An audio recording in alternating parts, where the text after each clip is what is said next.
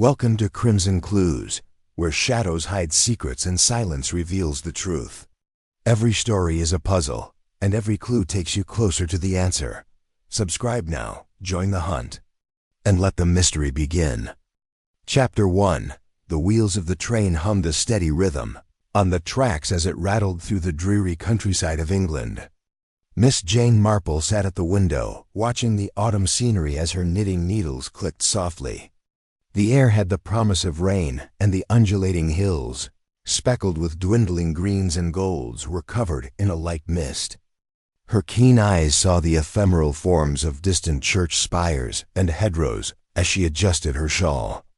Her objective was the community of St. Mary's Hollow, which she hadn't been to in years. However, it was quite vividly depicted in the letters of her old acquaintance, Lady Beatrix Hafford. Beatrice had written, "Such a quaint place, Jane," but it was not without its small dramas. Miss Marple gave a small smile. Charming villages, in her experience, were rarely as innocent as they seemed. The platform of St. Mary's Hollow appeared as the train slowed. A clump of ivy hanging to the ticket office, a neat little station with one bench. A gust of wind pulled at Miss Marple's bonnet as she picked up her plain luggage and stepped onto the platform. She was quickly helped by a young man in a tweed cap who was obviously the station porter.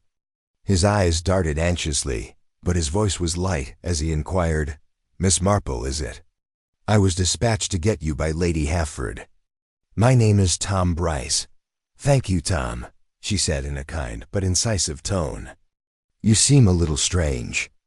Is everything in the village going well?" With hesitation, Tom lifted her bag into a pony cart that was waiting. "Oh, lady, it's just the weather. Makes people tense." "And well," he said softly, "that artist up at Morningside Cottage is being discussed. People say Victor Langley is strange, but he keeps to himself." Miss Marple's brows raised a trifle. "Odd? How?" Tom climbed into the driver's seat and shrugged. "Miss, I'm not sure. Only tailies. They claim to paint nonstop and dislike guests. He may be concealing something up there, according to some." The cart trudged past thatched homes and stone walls into a narrow path. In front of her, St. Mary's Hollow opened up. A bar, a post office, and a church with an uneven steeple encircle a green in this picture-perfect hamlet. However, the community seemed to be holding its breath because of the tension and silence in the air. Miss Marple saw the flitting curtains and windows and the fleeting looks of people walking by. At the outskirts of the village stood Lady Beatrix's house, Hafford Hall, a Georgian manor with a gravel road and walls covered in ivy. Miss Marple was met at the door by Beatrice herself, a sprightly woman in her 60s who had a taste for lavender silk. Beatrice cried out, "Jane, my dear," and clasped her hands. "Nothing has changed about you. Come on, you must be completely cold. There is tea waiting." With a silver tea service shining on a mahogany table and a roaring fire, the drawing room was cozy. With her eyes sparkling with gossip, Beatrice leaned forward as they sat down with their cups. "Though it has its quirks, Jane, you'll find St. Mary's Hollow to be charming. For example, Morningside Cottage up on the hill is home to Victor Langley. Not a friend, but a recluse. Regarding him, the villagers have strong opinions." Miss Marple sipped her tea with a calm face, but a sharp intellect. "Split? How so?" Beatrice remarked, "Some consider him a genius, while others view him as a threat. The matriarch of the Grayson family is Mrs. Grayson. He's a shame, according to old money, for painting those contemporary works. However, the schoolteacher, young Clarabelle, claims he is misinterpreted. Then there is Dr. Harrov, who has given him one treatment but will not discuss it. Oh, and Mr. Petton, the vicar, says Victor's immoral behavior is a negative effect." Miss Marple's needles made a steady clicking sound. "A man must be fascinating if he arouses such strong feelings.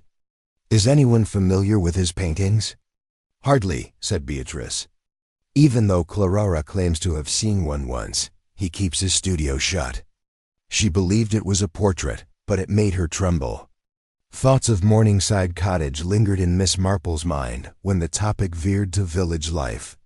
She had previously seen reclusive, secretive guys like Victor Langley, who might have been troubled by a past they wanted to forget. Such men, in her experience, frequently drew trouble, or worse, solicited it. The rain started to patter against the windows as nightfall approached, and the fire became dimmer. Miss Marple was left alone with her thoughts when Beatrice excused herself to talk to the housekeeper. She looked out at Morningside Cottage, silhouetted against the stormy sky on the darkening hill.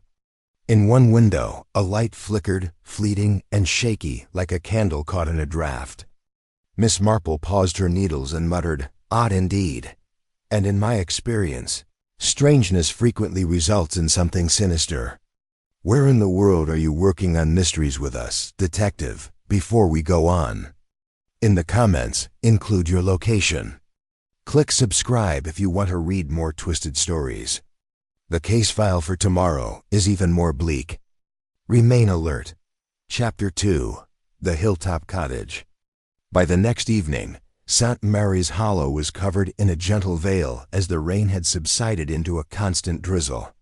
Lady Beatrix Hefford had prepared a quiet dinner to welcome her friend, and Miss Jane Marple sat in the dining room of Hefford Hall wearing her favorite brooch and a sensible navy frog. Under the chandelier, the polished silver and crystal on the long wood table glinted. Nevertheless, a sense of disquiet permeated the gathered visitors despite the room's warmth, and Miss Marple's keen eyes picked it up. Beatrice had invited a few people from the village, all of whom were significant figures in St. Mary's Hollow's fabric. Mrs. Elenina Grayson sat at Miss Marple's right, a strong woman in her 50s. Her rigid stance and pearl necklace announced her position as the leader of the Grayson household. The young schoolteacher Clara Bell was across from her. Her anxious grin and bright eyes revealed a mind that was both inquisitive and wary. Clara was seated next to the town doctor, Dr. Harold Hargrove, who avoided making direct eye contact while fumbling with his serviette. Before the supper began, the vicar, Mr. Arthur Petton, a slender man with a constantly anxious face, said grace from the far end. As always the charming hostess, Beatrice led the conversation with ease. She passed a plate of roast pheasant and remarked, "Jane, you must hear about the peculiarities of our little village. For example, a cottage by the morning. Thanks to Mr. Langley, it's the talk of St. Mary's Hollow." Mrs. Grayson's mouth clenched. Her voice was as cutting as cut glass as she said, "That man is a disgrace, painting those monstrosities while living as a recluse. This land has been owned by the Graysons for many centuries, and I refuse to allow such a person to ruin our village." With a pleasant look, Miss Marple cocked her head. "Mrs. Grayson, you've seen his paintings." "Not personally," Mrs. Grayson said, blushing slightly. "However, according to my son Rort, they are outrageous. At the cottage, he saw a hideous creature with eyes and shadows. Tradition is unimportant to Victor Langley." With a firm yet gentle voice, Clarabelle put down her fork. "Mrs. Grayson, I believe you're being too harsh on him. Yes, Mr. Langley's art is unique, but it has a lot of impact. Once, while delivering books to the cottage, I noticed a sketch. I believe it was a portrait of a woman. It was sad, but not scandalous. Sad." Dr. Harov interrupted in a sudden tone. As though he regretted his outburst, he cleared his throat. "To put it another way, isn't art subjective? There's no need to fuss." He twisted the stem of his wine glass with his fingers. Miss Marple also observed a slight tremble in his hand. Mr. Petton, the victor, leaned forward and spoke in a low, serious voice. "I worry that Mr. Langley's seclusion may be a spiritual issue. You know, a man who blocks out the world so totally has turned me down on visits. It does, however, imply a troubled soul." Miss Marple's gaze darted from face to face as she sipped her wine. How a reclusive individual can evoke such intense emotions is interesting, isn't it? What is he hiding, or maybe what is he hiding from? There was a brief silence at the table. The rain pattering against the glass was the only sound. Beatrice chuckled lightly, feeling the tension. "Jane, you're going to make us all distrust one another next. Let's talk about nice stuff. Tell us about the children's pageant, Clara." Miss Marple's gaze remained on the others as Clara brightened and began to tell a story about her students. Mischievous behavior, Mr. Petton's worried forehead, Mrs. Grayson's stiff stance, and Dr. Harrow's nervous looks all revealed a private discussion. Beatrice had indicated that Rebert Grayson was delayed due to business in London, but he was not present. It seems that the young man had deep feelings regarding Victor Langley. Miss Marple excused herself to the veranda during the lunch, stating that she needed some fresh air, as the visitors adjourned to the drawing room for coffee. A lone light was glowing in the window of Morningside Cottage, which stood on its hill in the distance. The night was calm, the rain was a gentle murmur. She remembered what Tom Bryce had said at the station. "He's allegedly concealing something up there." Putting a shawl around her shoulders, Beatrice joined her. "Jane, you're so silent. We are already baffled by the mysteries of our village." With her gaze fixed on the cottage, Miss Marple grinned. "Oh, Beatrice, I was just thinking. A man who sparks such conversation, brilliance, or terror, whether he is adored or despised, rarely leads a tranquil life for very long, in my experience." A burst of wind shook the windows as they made their way back to the drawing room, and Miss Marple felt a twinge of discomfort. Morningside Cottage and the guy living there seemed to her like the initial strand of a much bigger web, which she was resolved to untangle. Chapter 3. A Nighttime Cry. By the third night of Miss Marple's stay in St. Mary's Hollow, the rain had intensified, pounding relentlessly on Hafford Hall's roof. A tiny fire flickered shadows across the wallpaper as Miss Jane Marple sat in her guest room. As she listened to the storm, crocheting idly in her lap, her mind drifting back to the Hafford Hall dinner and the undercurrents she had detected among the guests. Clara Bell's defense of Victor Langley, Dr. Harrow's discomfort, and Mrs. Grayson's contempt were all parts of an unfinished puzzle. The silence was broken by a sharp scream that cut through the rain's pounding. Miss Marple's needles fell to the ground as her head jerked up. The sound, brief and harsh, had been carried away by the wind from outside. Pulling her shawl across her shoulders, she stood up and walked to the window. With the exception of a dim glow in one window that had since gone out, the hill where Morningside Cottage stood was completely dark. Footsteps resounded in the hall a few moments later, and Lady Beatrice, with her face white under her lace cap, emerged at the door. "Have you heard that, Jane?" A terrible sound. Surely it came from the village, or perhaps the hill. Miss Marple, her eyes narrowing, murmured gently. "Beatrice, we'd better find out. Get your coat." Despite the rain, a small group of people had collected by the time they arrived at the village green. Unsettling pools of light were created on damp cobblestones by lanterns that bobbed in the shadows. The porter, Tom Bryce, was standing at the edge, looking pale. When he saw Miss Marple, he remarked, "It's Morningside Cottage." "Mom!" It was heard by Clara Bell. She says, a scream, as she passes by on her way home. To get Constable Reed, she ran. Clarabelle was standing close by, her eyes wide with fear and her coat drenched. Stuttering, "I didn't see anything," she said. "I heard it horribly, like if someone were in agony. No one answered when I knocked. There was a lock on the door. Dr. Harrow arrived with Constable Reed, a stout man with a walrus mustache. That's what Reed said sternly. Let's have a peek. You'd better come along in case someone gets wounded, Dr. Hargrove." As discreet as ever, Miss Marple trailed the group up the muddy path to Morningside Cottage. The windows of the little stone home were dark and unwelcoming as it loomed against the stormy sky.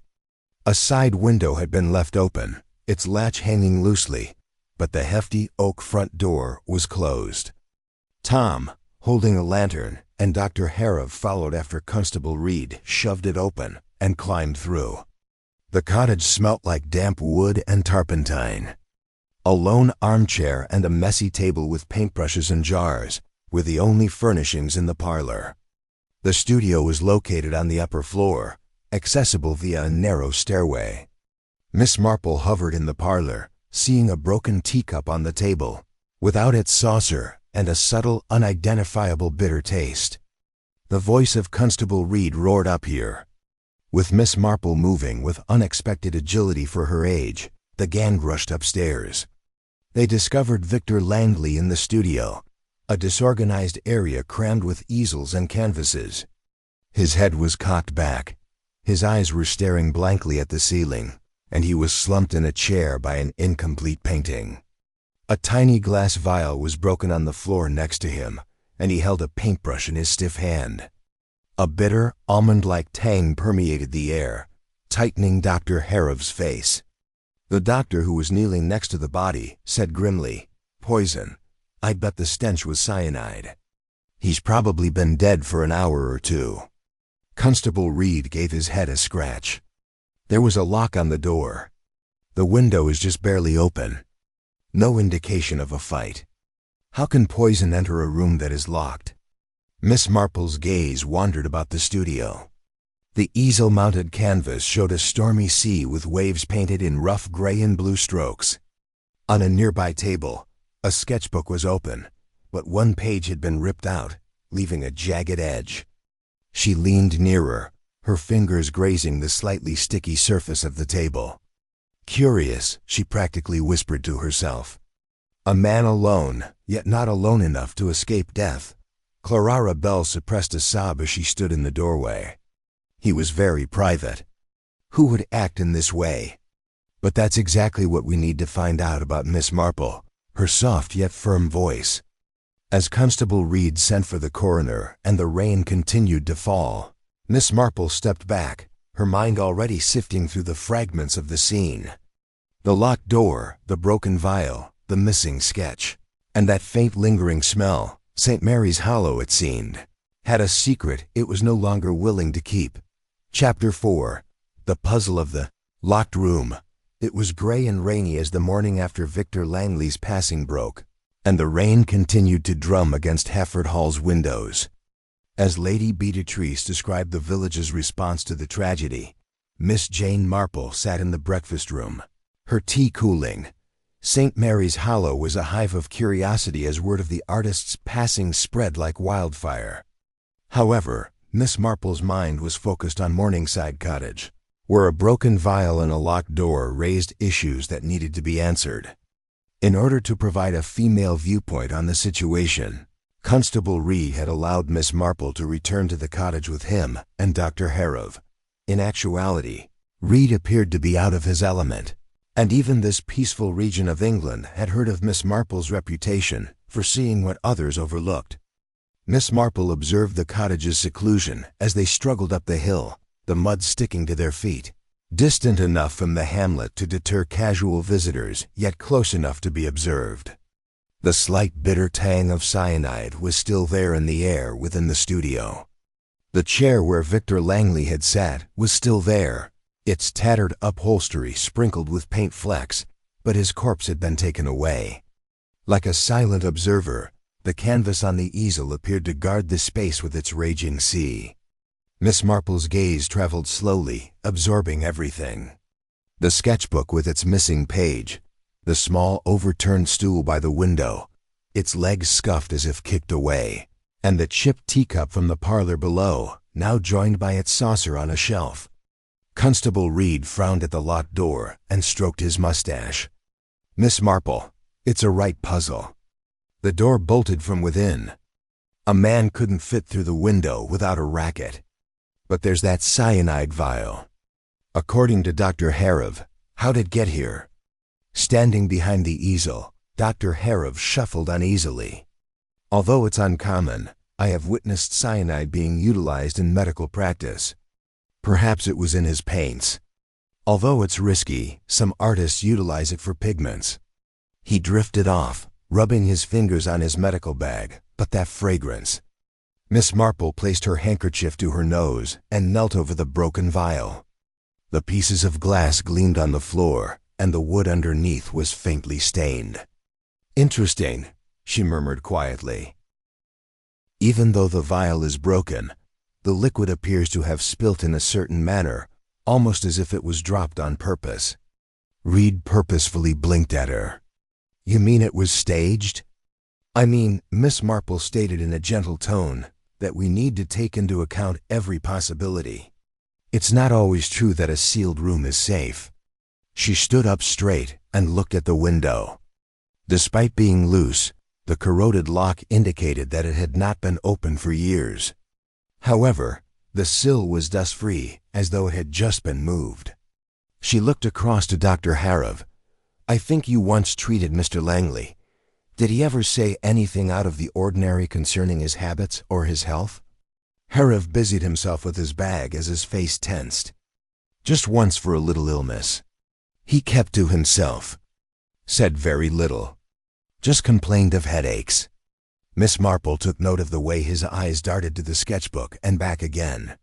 She walked over to the sketchbook and turned the pages. The drawings featured angular cliffs, faces partially obscured by shadow, and dramatic, almost eerie settings. She looked at the ripped edge where a page was missing. What was so important about this sketch that it had to be removed? She whispered. Constable Reed let out a sigh. It might have been Langley cleaning up himself. Artists are strange people. Maybe, Miss Marple responded with a little smile. However, in my experience, removals are frequently made for a reason. Miss Marple lingered on the path as they left the cottage, her gaze following the muddy ground.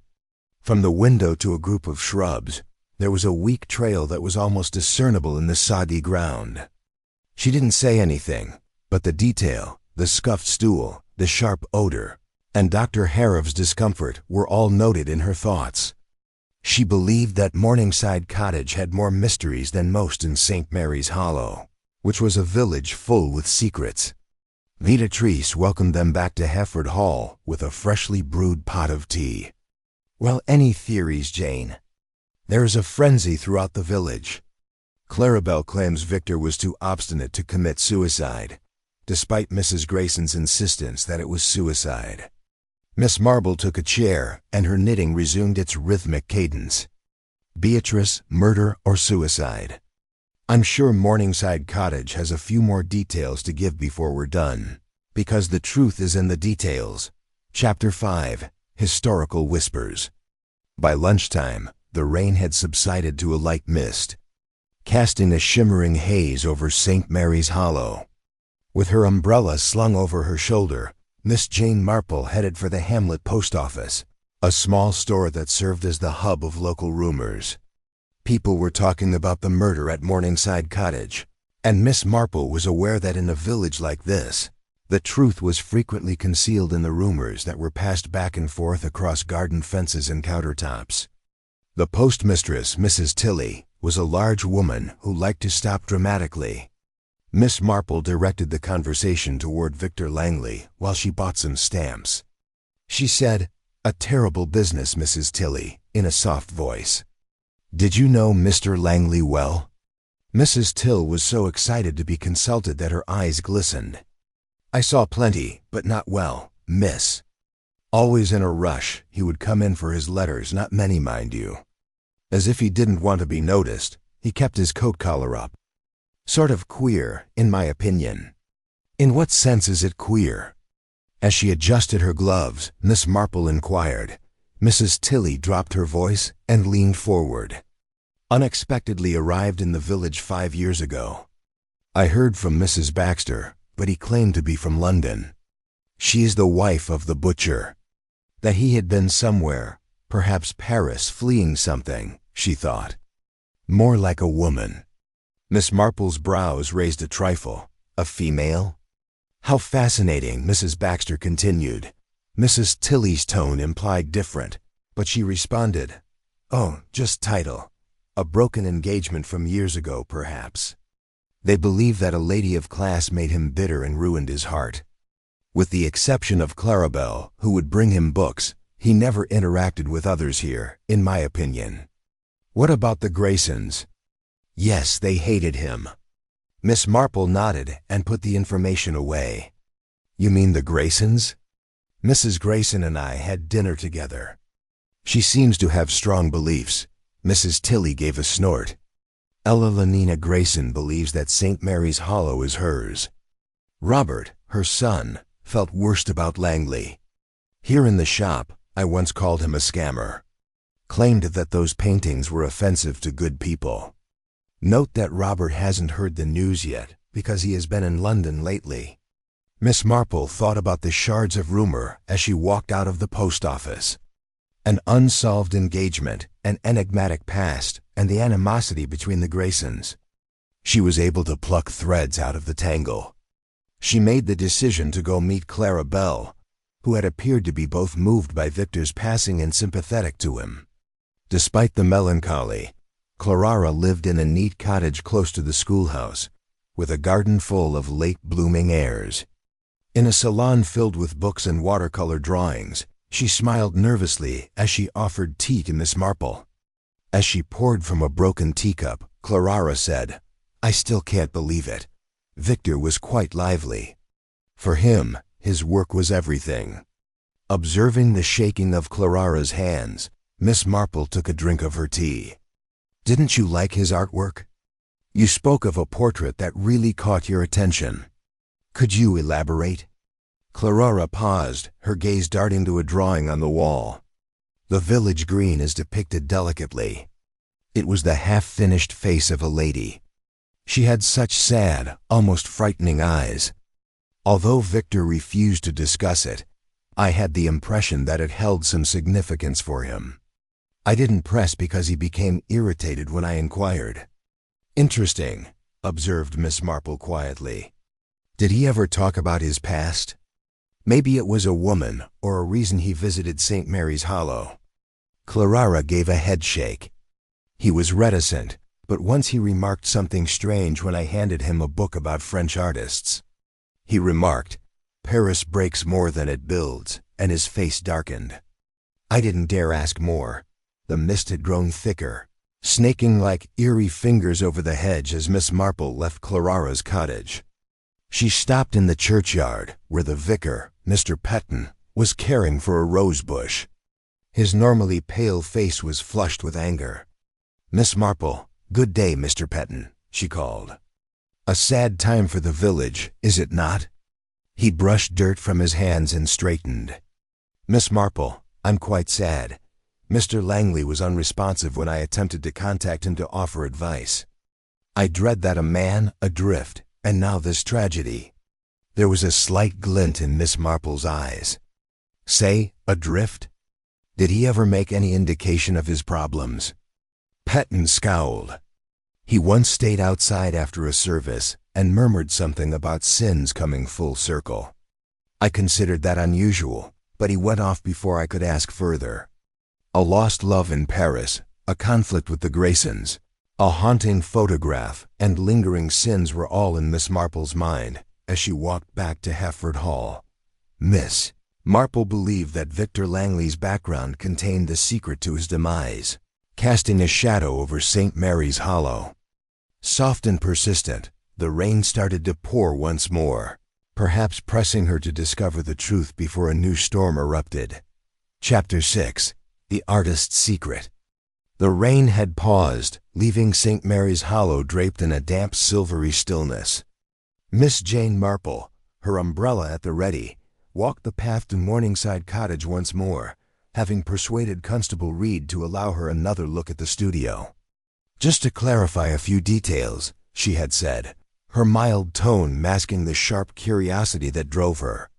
The constable, harried by paperwork and village gossip, had agreed, provided she touched nothing. Inside the cottage, the air was heavy with the lingering sense of turpentine and cyanide. Miss Marple climbed the narrow stairs to the studio, her steps deliberate, her eyes scanning for what others might have overlooked.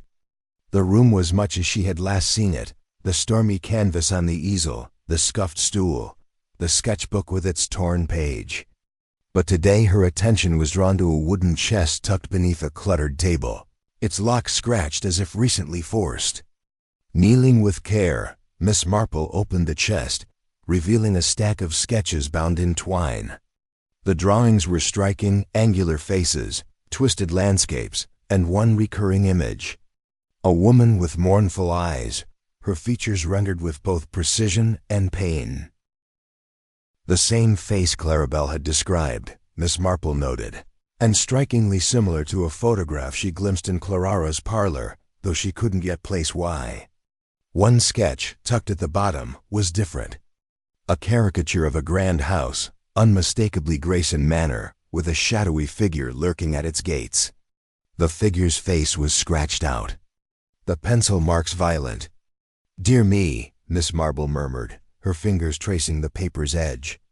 "What secrets you kept, Mr. Langley?" She replaced the sketches, memorizing their details, and made her way to the village pub, the Rusty Anchor, where the evening crowd gathered to dissect the murder. The pub was a low-ceiling room, its air thick with pipe smoke and the tang of ale. Miss Marple settled in a corner, her knitting in hand, appearing as inconspicuous as a sparrow. Yet her ears caught every word.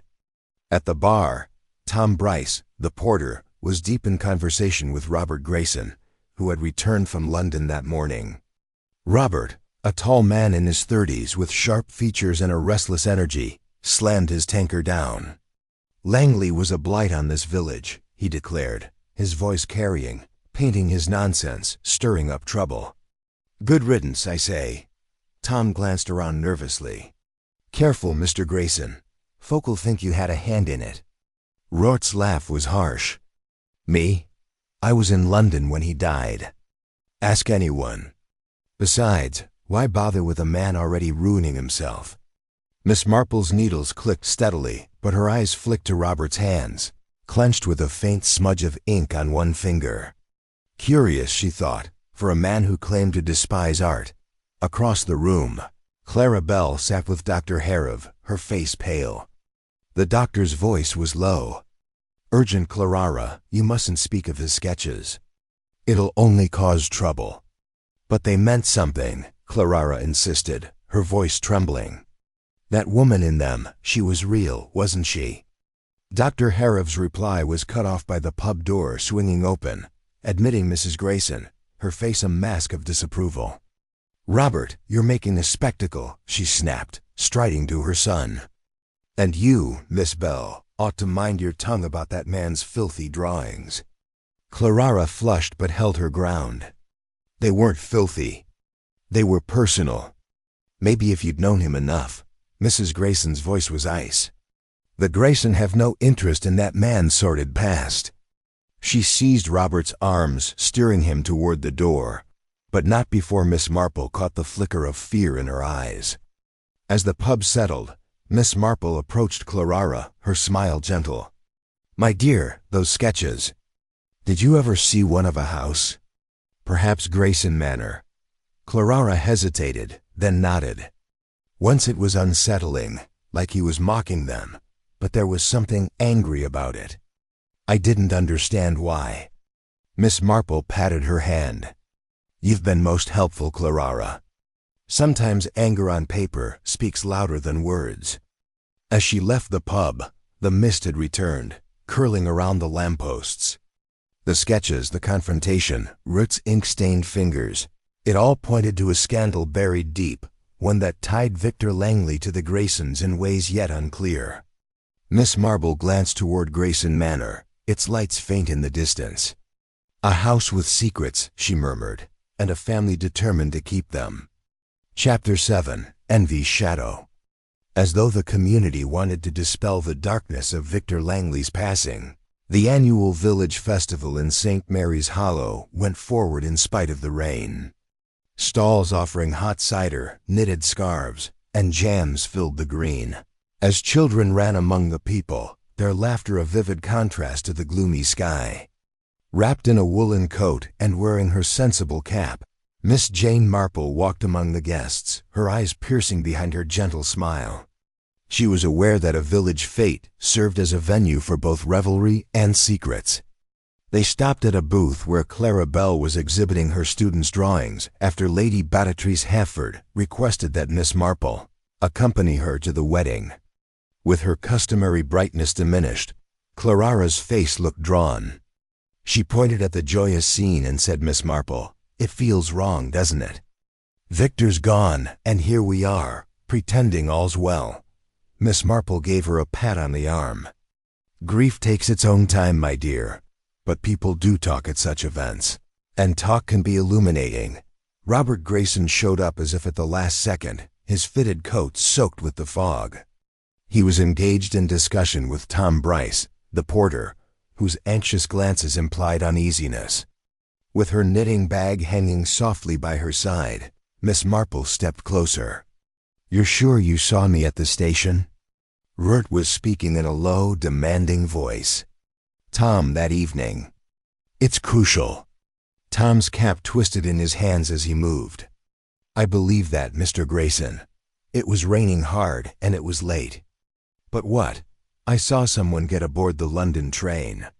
Robert's face darkened as he snapped. "Sir, it was dark. Anyone wearing a coat like yours could have been the culprit." Rurt frowned as Tom's remarks trailed off, and he rushed off to assist a customer. Her hands were quiet, but she could hear the faint click of Miss Marple's needles in her thoughts. Robert's claim to have been in London on the night of the murder was not as solid as he had made it out to be. She ignored the observation and turned to face Mrs. Grayson, who was standing close to the church tent with a serious expression on her face. Dr. Hargrove was standing next to her, talking animatedly and making angular movements. Before they could finish speaking, Miss Marple heard the phrases "reckless" and "repute." Mrs. Tilly waved a letter in the air during a hubbub at the post office stall, interrupting the fete. "Found it in the sorting tray," she said proudly. "Though it was addressed to Mr. Langley, it never made it to him. Must have been delivered the day he you know." With his mustache twitching, Constable Reed, who was there to maintain order, accepted the letter. "Mrs. Tilly, I'll keep this. It might be proof." Yet Miss Marple, who was standing close by, caught a glimpse of the envelope. There was a slight smudge of ink on the flap. The handwriting was exquisite but hasty, and there was no return address. "May I see it, Constable?" With a different tone, she inquired.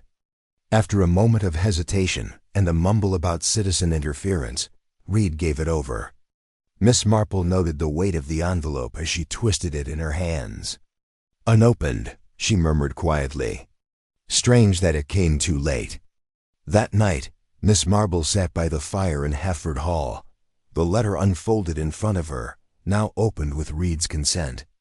Written in the same graceful style, it was brief. "You can't hide forever, Victor. I'll see that the truth is revealed." Miss Marple narrowed her eyes and said, "Evelina Grayson or someone else who hasn't been identified." The tone of the letter was confrontational, even menacing, but it was frustratingly ambiguous.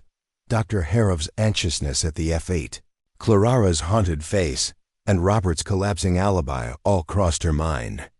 She suspected that the root of this mess was envy. Envy connected to Victor's work, his history, or maybe something more profound. With a hint of gossip on her face, Beatrice came in.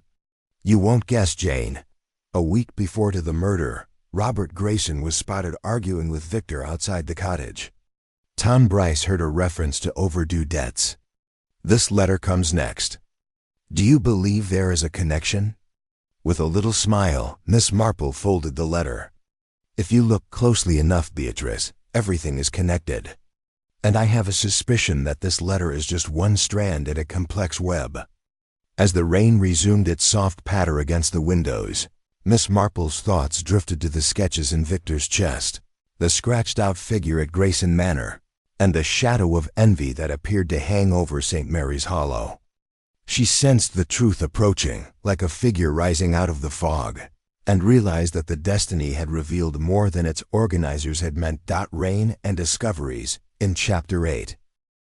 That nightfall, thunder rolled across the hills and rain lashed the windows of Hafford Hall as the storm that had threatened St. Mary's Hollow for days came roaring to life. Sitting in the drawing room, Miss Jane Marple's crocheting provided a gentle diversion from the storm outside.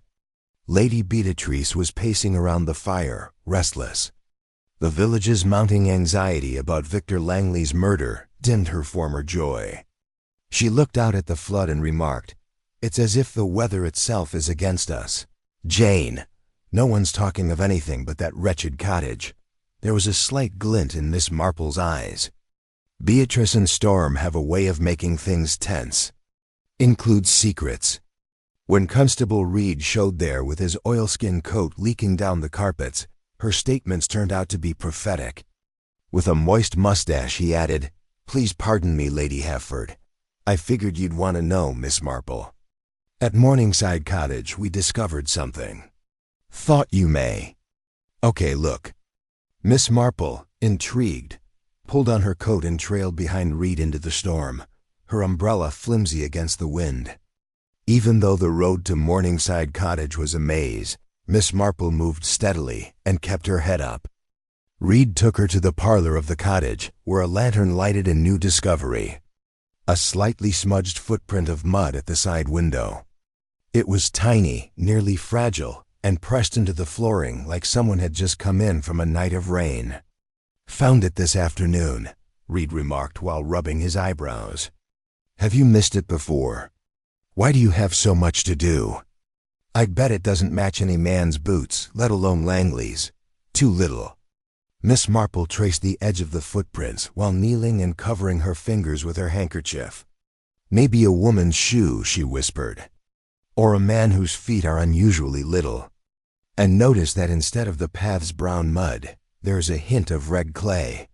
Wondering, don't you?" Reed scowled. "No one's around here, Clay. Not unless you visit Grayson Manor's ancient quarry." Miss Marple's face stayed calm, but the detail was noted in her thoughts. She walked over to the window, observing that the latch was loose and that there was no dust on the sill. "This window," she said, "was it open when you first arrived, Constable? Cracked?" Reed said, "Yes, but I believed it was too narrow for anyone to climb through." "Perhaps," murmured Miss Marple in a kind voice. "However, a key may fit through a little opening." On the wall, she indicated a small metal hook that was empty, but had the faint outline of a key in the dust. Was a key previously present here? Reed's gaze expanded. "You bring it up now, but there was. However, the spare for the front door has vanished. Thought Langley misplaced it." Miss Marple kept looking at the hook. A window just ajar, a footprint from foreign clay, and a stolen key. The picture was still elusive, but the pieces were starting to fit together. The hill was momentarily illuminated by lightning as the storm continued to rage as they exited the cottage. When Miss Marple saw a sparkle in the bushes close to the path, a piece of metal partially buried in the mud, she stopped. She bent down and took out a tiny carved key. Its surface is intact but tarnished. She raised it and said, "Constable, we found what was lost, I think." Warm from the warmth, Miss Marple studied the key beneath a lamp back at Hereford Hall. In contrast to the cottage's basic locks, its elaborate appearance suggested it belonged somewhere else. Maybe Grayson Manor, with its abundance of red clay. She remembered Rurt's flimsy alibi, the mysterious letter signed E, and Clarara's reference to the eerie drawing of the manor. The pattern was still unclear, but the threads were weaving together. Hovering close by, Beatrice let out a gasp at the key. "Where did you find that, Jane?" "One of the Graysons, it appears. They have numerous ancient keys to their property." "Does it now?" Softly, Miss Marple said. "Then it could be time for us to visit Grayson Manor. Secrets, it's easy for Beatrice to blend in, especially in a house that ancient." Miss Marple's mind shifted to the key, the footprint, and the unfit clay while the storm rumbled outside. The Morningside Cottage murder was no longer a mystery. It was a story of treachery. She was also resolved to read its last chapter, 9, The Legacy of Grayson. St. Mary's Hollow was shrouded in a gloomy mist as the rain had turned into a steady drizzle.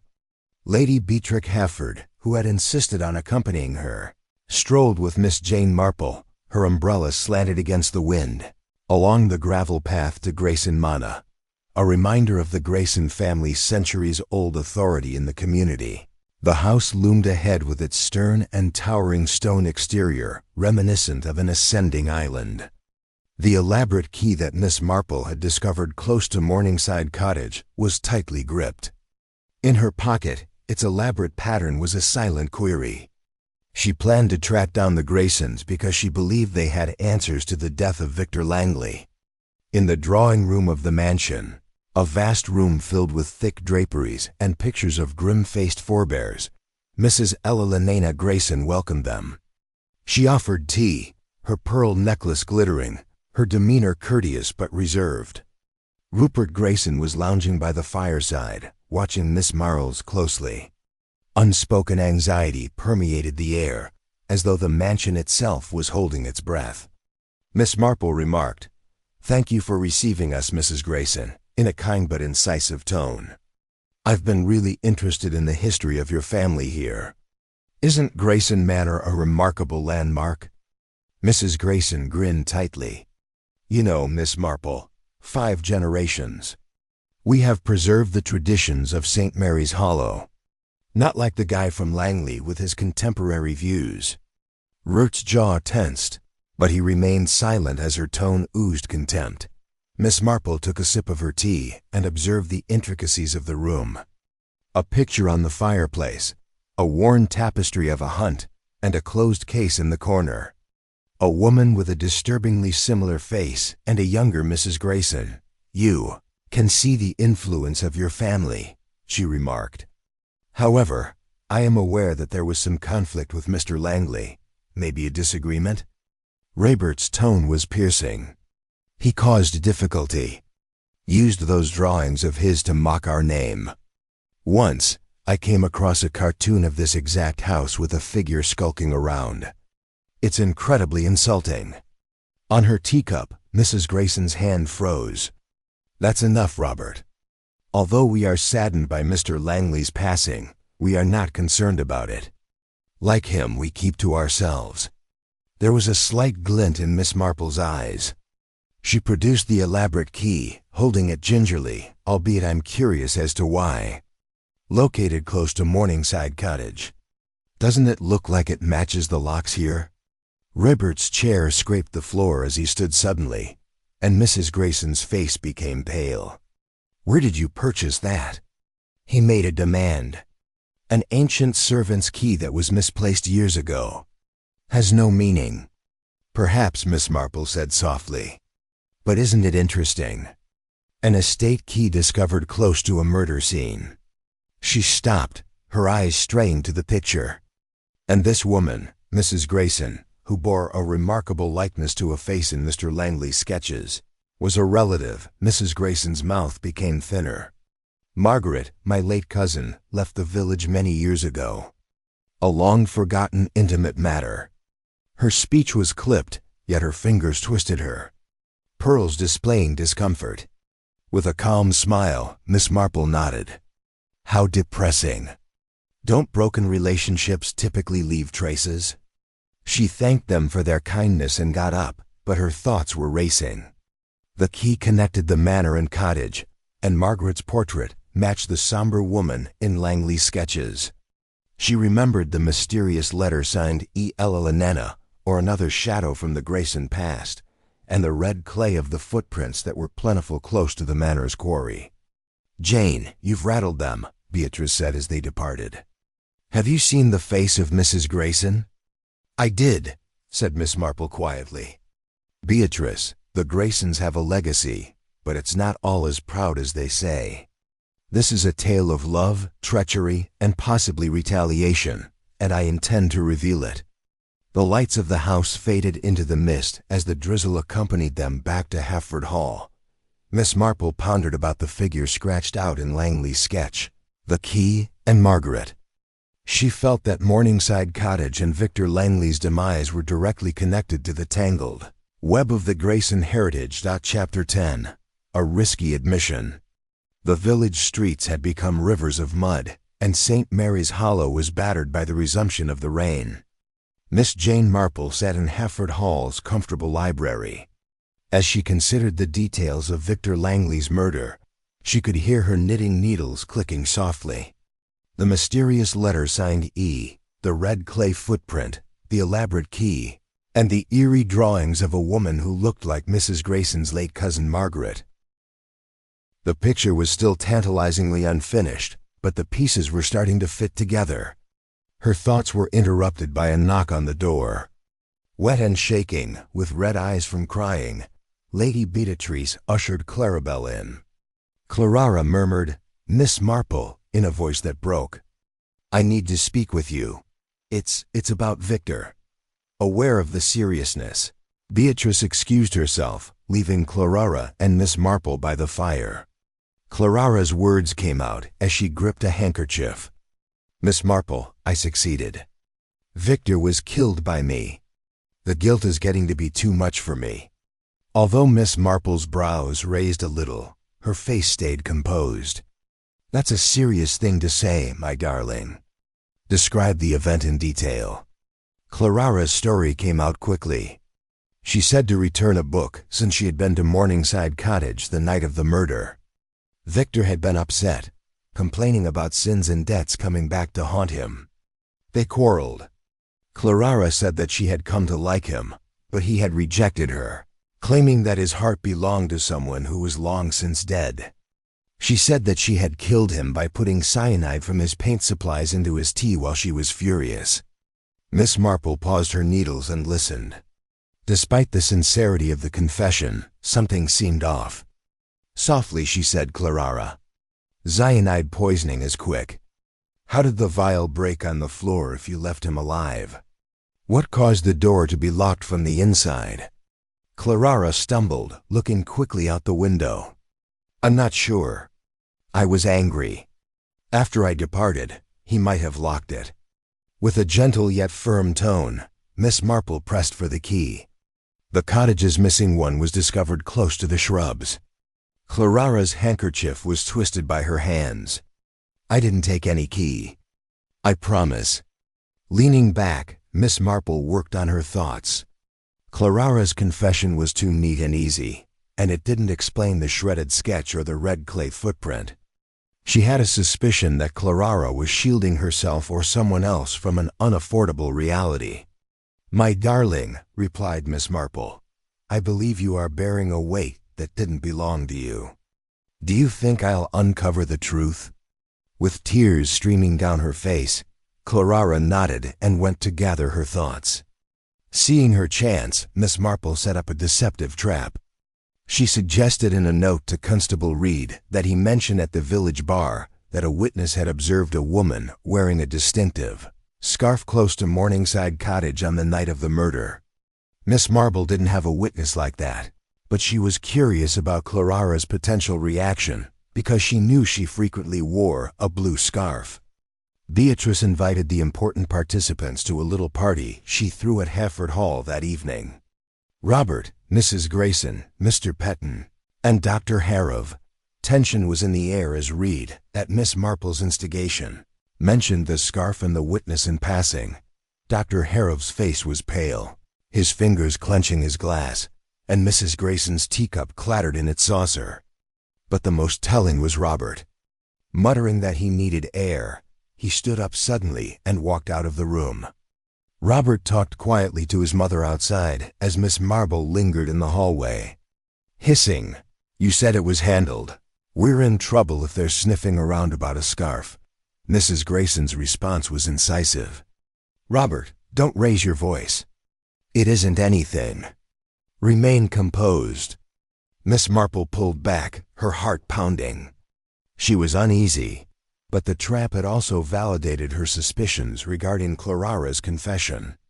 The physical clues, the key, the clay, the sketches, and the girl's account didn't fit Grayson's anxiousness. The woman in Victor's drawings and someone connected to the Grayson legacy had also visited the cottage. Miss Marple went back to knitting as the storm roared outside, her thoughts connecting the dots. "A confession is only as true as the heart behind it," she whispered.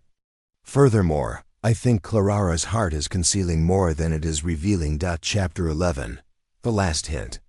The air in St. Mary's Hollow was still thick with expectation, even though the rain had subsided to a whisper, as though the town itself could feel its secrets being revealed. Miss Jane Marple sat in her Hafford Hall room, putting down her crocheting, and studied the case notes, the enigmatic letter signed E, and the elaborate key. The Graysons' uneasiness, Clara's questionable confession, the red clay footprint, and the missing sketch all suggested a secret in Victor Langley's background. However, one component was absent, and Miss Marple sensed it was near. With the grudging consent of Constable Reed, she went back to Morningside Cottage that morning, looking for what she had missed. She recalled the sketchbook with its torn page, the stormy canvas, and the scratched stool as the studio. However, a little dusty frame partially concealed under a pile of canvases caught her eye.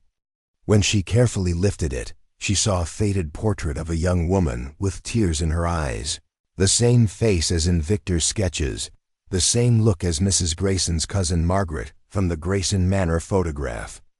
A folded note, yellowed with age, was slipped behind the aged photograph, its edges crumpled as though it had been handled frequently. "My dearest Victor, I cannot stay," Miss Marple read, her heart pounding as she unfurled it. "They won't permit it." "Pardon me, M." The parts came together with a snap. Victor, Margaret, and the Graysons' resentment. It was a tale of secrets concealed and love spurned. With her mind racing, Miss Marple put the message and photograph into her pocket. The red clay, the key from Grayson Manor, and the note signed E.L. suggested a treachery that had smoldered for years. She went back to Hafford Hall and requested Lady B. Tatrick to invite Mrs. Grayson, Robert, Clara Bell, Dr. Harrive, and Mr. Petton to a party that night. "It's time to put this matter to rest, Beatrice," she stated in a composed yet determined tone. A roaring fire illuminated the drawing room, creating deep shadows on the faces of those present. Mrs. Grayson sat rigid, her pearls gleaming. Ruth's gaze flitted uneasily. Pale-faced, Clara gripped her shawl. Mr. Petton said a prayer to himself while Dr. the Harrive fidgeted with his cufflinks. Constable Reed stood by the door, his mustache twitching with curiosity. Miss Marple stood, her petite frame dominating the space. She said, "Thank you for coming," in a soft yet forceful voice. "We've all been troubled by Victor Langley's passing, and I think we can finally find the truth. Like so many tragedies, it starts with a love that was denied the opportunity to grow." She held it up and produced the faded photograph. Margaret, Mrs. Grayson's cousin, was in love with Victor Langley in Paris years ago. Perhaps under pressure from the Grayson family, who thought Victor was worthless, their engagement was called off rather than voluntarily. Mrs. Grayson's expression tensed, but she remained silent. Robert's hands clenched as he moved. Miss Marple went on. Perhaps in order to face the past, Victor traveled to St. Mary's Hollow, where Margaret's face was depicted in his sketches. However, this history was known to another person. This was written by someone. She displayed the E.L. Elena signed letter. She must be Mrs. Grayson. Mrs. Grayson's tone was cold and absurd. "I didn't write that." "Maybe," Miss Marple remarked, her eyes glimmering. "However, the red clay footprint from your quarry and the key discovered close to the cottage from your manor point to a link. Clara's confession, which was made to protect someone she cared about, was courageous yet untrue." Clara's eyes watered as she gasped. "I believed I was assisting." Miss Marple's eyes grew softer, then more intense as she looked at Dr. Harrive. "You treated Victor once, Doctor, but you were more knowledgeable than you admitted. Did you recognize Margaret from his sketches? Because when Margaret disappeared years ago, you were in Paris too." The color left Harrive's face. "I have no idea what you mean." "I believe you do," said Miss Marple. "And I believe you are aware of E's true identity." "We'll see." She hesitated, allowing the room to be silent. The truth, like a photograph, develops with time. As the fire crackled and the rain murmured outside, Miss Marple knew the final revelation was near. The photograph, the note, and the gathered suspects would soon unmask the killer and the scandal that had led to Morningside Cottages. Tragedy. Chapter 12. The Truth is Revealed. There was silence in Hafford Hall's drawing room. The fire's crackle and the soft patter of rain outside, the only sounds breaking the tension. Miss Jane Marple stood at the center, her small figure radiating quiet authority as she faced the gathered suspects. Mrs. Evelina Grayson, rigid with defiance. Rupert Grayson, his sharp features taut. Clara Bell, clutching her scarf with tearful eyes. Dr. Harold Hargrove, pale and fidgeting, and Mr. Petton, the vicar, his hands clasped in prayer. Constable Reed stood by the door, his notebook ready as Lady Beatrice watched with bated breath. Miss Marple held up the faded photograph of Margaret, its mournful eyes a silent accusation. Victor Langley's death, she began, her voice clear and steady, was not a random act, but the culmination of a betrayal that began years ago. This photograph found in his studio tells us of a love lost. Margaret, Mrs. Grayson's cousin, who loved Victor in Paris, but was torn from him. Mrs. Grayson's mouth clenched. That's old history, Miss Marple. It has no bearing on this. Oh, but it does, Miss Marple said, her eyes twinkling. Victor came to St. Mary's Hollow, I believe, to confront that past. His sketches of Margaret, his caricature of Grayson Manor, they were not just art, but accusations, and someone feared what he might reveal. She produced the letter signed E, this letter addressed to Victor, warned that the truth will out. I suspected you, Mrs. Grayson, but the handwriting doesn't match. Nor does it belong to anyone here, except one who has been overlooked. The room stirred. Eyes darting. Miss Marple turned to Dr. Harrov. Doctor, you were in Paris when Margaret and Victor were together. You knew her, didn't you? And you loved her, too. Harrov's face crumpled, his voice a whisper. Yes, I loved her. But she chose Victor. I left Paris, tried to forget. Miss Marple nodded. But you couldn't. When Victor arrived here painting Margaret's face, you feared he'd expose the truth. That Margaret didn't leave willingly. She died, didn't she? And the Graysons, to protect their name, covered it up. Robert stood, his voice shaking. That's a lie. My family, sit down, Robert, Miss Marple said firmly. Your mother's cousin was shamed, sent away, and her death was no accident. Victor knew, and his sketches were a threat. But you, Doctor, had another reason. Jealousy. You poisoned Victor's tea with cyanide from your medical supplies, didn't you? Harrov's hands trembled. No, I couldn't. Miss Marple held up the ornate key. This key from Grayson Manor was found near the cottage. You took it, Doctor, to enter and stage the scene, locking the door to suggest suicide. The red clay footprint from the Manor's quarry betrayed you. And the torn sketch, Margaret's face scratched out, was your attempt to erase the past? Clara gasped. But I confessed, I thought I'd done it. In a moment of anger, Miss Marple's gaze softened. You loved Victor, Clara, and blamed yourself for his rejection. But your confession didn't fit. The shattered vial, the locked door. You were protecting someone, perhaps unknowingly. The true killer was Dr. Harrov. Harrov broke, his voice a sob. I saw her in his sketches every day, mocking me. He was going to tell everyone about Margaret, about the Graysons' lies. I couldn't let him ruin her memory. Mrs. Grayson's face was ashen. You fool, Harold.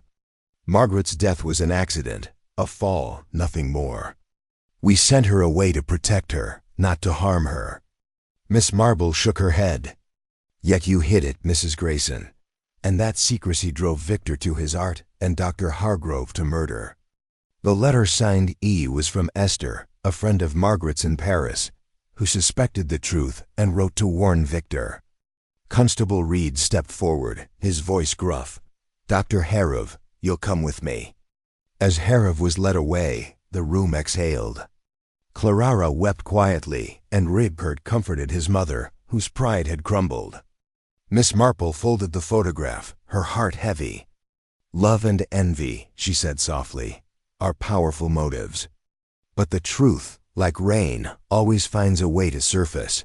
The fire flickered, and the rain fell softly outside as St. Mary's Hollow began to heal from the secrets that had torn it apart. Epilogue to Chapter 13. The village becomes settled. Finally, the rain had stopped, and a timid autumn sunlight was shining on St. Mary's Hollow. With her knitting bag draped over her arm and her simple suitcase at her feet, Miss Jane Marple stood on the village station's platform. The community seemed to breathe easier now that the truth about Victor Langley's murder had been revealed, and the air was crisp, with a hint of moist dirt and dying leaves. However, Miss Marple was aware that no village was unaffected by such a scandal. Beside her, Lady Beatrice Hafford stood, her lavender silk scarf billowing in the wind.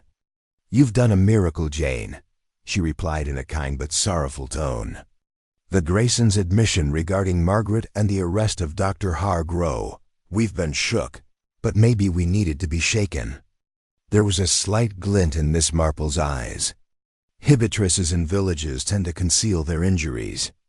Although it can hurt, exposing them promotes recovery. She looked up the hill at Morningside Cottage, its windows dark and empty. The truth was found for others by Victor Langley, who came here in search of it. Beatrice let out a sigh. "Clara Belle, poor thing. She blames herself for failing to see Victor's suffering, but she's stronger than she believes. To memorialize him, she intends to display his sketches, you know." Miss Marple nodded, her mind wandering to how Dr. Harrove's confession relieved Clara of her misplaced guilt, causing her to cry with relief. Even the Graysons had changed. Perhaps to make up for their family's quiet regarding Margaret's passing, Robert had mentioned repairing the manor's quarry to benefit the hamlet, and Mrs. Grayson's stern pride had loosened. Miss Marple adjusted her hat when the distant whistle of the train sounded. She remembered the letter-written E, the red clay footprint, the faded photo, and the elaborate key. Every thread in a tapestry of treachery, envy, and love. Although Dr. Harrove's trial was imminent, his admission of Margaret's terrible fall and the Graysons' cover-up had relieved some of the burden on St. Mary's Hollow. The letter had been used to track down Margaret's Parisian friend Esther, whose warning to Victor was a last act of loyalty. Porter Tom Bryce rushed to load her suitcase as the train arrived at the station. "You've done us a service, Miss Marple," he remarked, his apprehension giving way to appreciation. "Folks are discussing again. Not whispering, but proper like." Miss Marple grinned. "The lifeblood of a village is conversation. Tom, you'll succeed if you remain kind." As a saint, she sat near the window and boarded the train. Mary's Hollow disappeared into the cloud of gold. She thought about the situation as her knitting needle started up again. A doctor ruined by jealousy, a broken vial, a closed room, and a love lost in Paris. "People are so very predictable, yet so very surprising," she whispered. She was carried back to St. Mary Me by the rattling train, where she was sure to find more mysteries. St. Mary's Hollow found its new rhythm behind her.